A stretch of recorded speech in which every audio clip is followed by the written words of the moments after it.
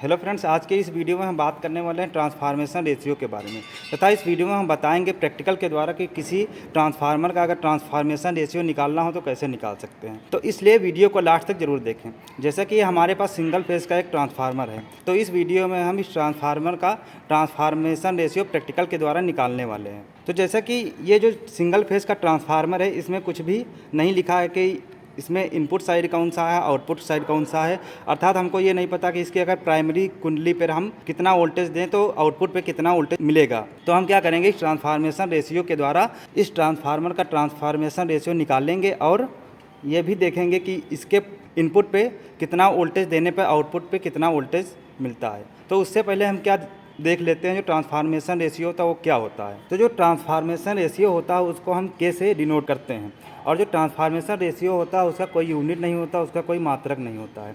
तो जो transformer ratio होता है उसको V2/V1 = N2/N1 से डिनोट करते हैं। V2 का मतलब किसी ट्रांसफार्मर का सेकेंडरी कॉइल वोल्टेज और प्राइमरी कॉइल वोल्टेज का जो अनुपात होगा उसको क्या बोलते हैं, ट्रांसफॉर्मेशन रेशियो। ऐसे ही द्वितीयक कुंडली में नंबर ऑफ टर्न और प्राथमिक कुंडली में नंबर ऑफ टर्न के अनुपात को क्या कहते हैं, ट्रांसफार्मर रेशियो। तो इस वीडियो में बात करेंगे ट्रांसफॉर्मेशन रेशियो हम कैसे निकालेंगे। तो इस फार्मूले से हम ट्रांसफॉर्मेशन रेशियो निकालेंगे। इसमें जैसे कि ये हमारे पास ट्रांसफार्मर है, इस ट्रांसफार्मर में हमको नहीं पता है कि प्राइमरी कुंडली में कितने नंबर ऑफ टर्न है और सेकेंडरी कुंडली में कितने नंबर ऑफ टर्न है। अगर हमको ये पता चल जाए तब भी हम ट्रांसफॉर्मेशन रेशियो निकाल सकते हैं। तो हम इस वीडियो में क्या करेंगे, जो ये ट्रांसफार्मर है इसका प्राइमरी साइड का वोल्टेज और सेकेंडरी साइड का वोल्टेज निकाल के इस ट्रांसफॉर्मेशन रेशियो को निकालेंगे। तो क्या करेंगे, ट्रांसफॉर्मेशन रेशियो निकालने के लिए V2 जो सेकेंडरी कॉइल का वोल्टेज निकालेंगे और प्राइमरी साइड का वोल्टेज निकाल के हम उसको डिवाइड करेंगे। उसके बाद जितना आएगा उससे पता चलेगा कि ये ट्रांसफार्मर है, ये स्टेप डाउन ट्रांसफार्मर है या स्टेप अप ट्रांसफार्मर है। उससे ये भी पता चलेगा अगर इसके हम इनपुट साइड में कितना वोल्टेज देंगे तो आउटपुट साइड पे कितना वोल्टेज मिलेगा। तो कनेक्शन करने से पहले हमने सर्किट डायग्राम बना दिया है। यहाँ पर हम सिंगल फेज सप्लाई देंगे और ये ऑटो ट्रांसफार्मर लगा है। इस ऑटो ट्रांसफार्मर की मदद से वोल्टेज को कम या ज़्यादा हम कर सकते हैं, और जिस ट्रांसफार्मर का ट्रांसफॉर्मेशन रेशियो निकालना है उसको यहाँ कनेक्ट करेंगे।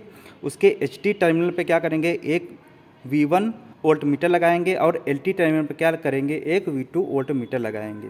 फिर यहाँ पर जैसे कि रीडिंग लिखी है तो ऑटो ट्रांसफार्मर के द्वारा इन स्टेप में हम क्या करेंगे, रीडिंग को लेंगे और जो आउटपुट में V2 वोल्ट मीटर दिखाएंगे हम वहाँ पर नोट करेंगे और उसी आधार पर हम ट्रांसफॉर्मेशन रेशियो निकालने वाले हैं।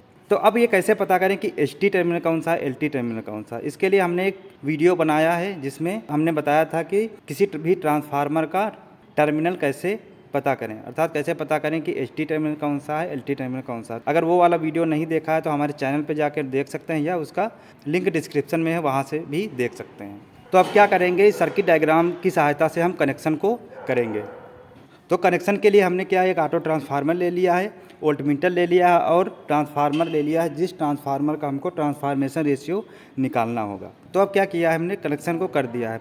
तो यहाँ पर जैसे कि ये ऑटो ट्रांसफार्मर का आउटपुट है और ये ट्रांसफार्मर जिसका हमको ट्रांसफॉर्मेशन रेशियो निकालना है उसका HT टर्मिनल ये है, LT टर्मिनल ये है, और इसके बीच में हमने V1 ये वोल्टमीटर को लगा दिया है और V2 पर वोल्टमीटर नहीं लगाया है। तो इसमें हम क्या करेंगे, मल्टीमीटर के द्वारा इसका हम वोल्टेज मेज़र करते रहेंगे। तो इस तरह से हमने सर्किट डायग्राम की सहायता से सर्किट को कंप्लीट कर लिया है। अब क्या करेंगे, सप्लाई को ऑन करेंगे और ट्रांसफार्मर की जो LT साइड पे जो वोल्टेज मिलेगा हम उसको नोट करेंगे, फिर ट्रांसफॉर्मेशन रेशियो निकालते हैं। सप्लाई को ऑन कर दिया है और अब हम क्या करेंगे, ये जैसे कि यहाँ पर लिखा है 120 वोल्ट पर पहले हम इसको चेक करने वाले। तो ऑटो ट्रांसफार्मर की मदद से हम इसका वोल्टेज 120 तक बढ़ाएंगे। तो देख सकते हैं इस वोल्टमीटर में जो रीडिंग दिखा रहा है 120 वोल्ट दिखा रहा है। अब क्या करेंगे, इस जो ट्रांसफार्मर है इसके LT साइड पर हम इस मल्टीमीटर के द्वारा इसका हम वोल्टेज चेक करने वाले हैं। तो देख सकते हैं इस साइड का जो वोल्टेज आ रहा है वो 31 वोल्ट दिखा रहा है। तो इसको 31 वोल्ट ना मान के हम 30 वोल्ट मानते हैं, जिससे कैलकुलेशन में आसानी हो।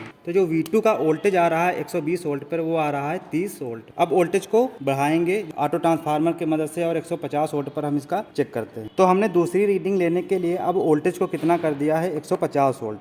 अब 150 वोल्ट पर हम V2 को चेक करने वाले हैं। तो यहाँ पर देख सकते हैं 38 वोल्ट आ रहा है। अब इसका हम 38 वोल्ट लिख लेंगे। अब हमने वोल्टेज को और बढ़ाया है और 180 वोल्ट पर किया है।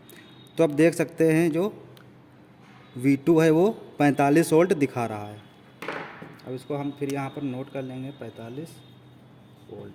अब हमने क्या किया है, वोल्टेज को बढ़ा के 220 वोल्ट पर कर दिया है और अब V2 को हम चेक करेंगे तो यहाँ पर आ रहा है 56 वोल्ट। इसको हम 55 वोल्ट मानेंगे, जिससे क्या होगा, कैलकुलेशन आसान हो गया। तो इस तरह से हमने V2 निकाल लिया है। अब क्या करेंगे, ट्रांसफार्मेशन रेशियो की मदद से हम इसका ट्रांसफार्मेशन रेशियो निकाल लेंगे।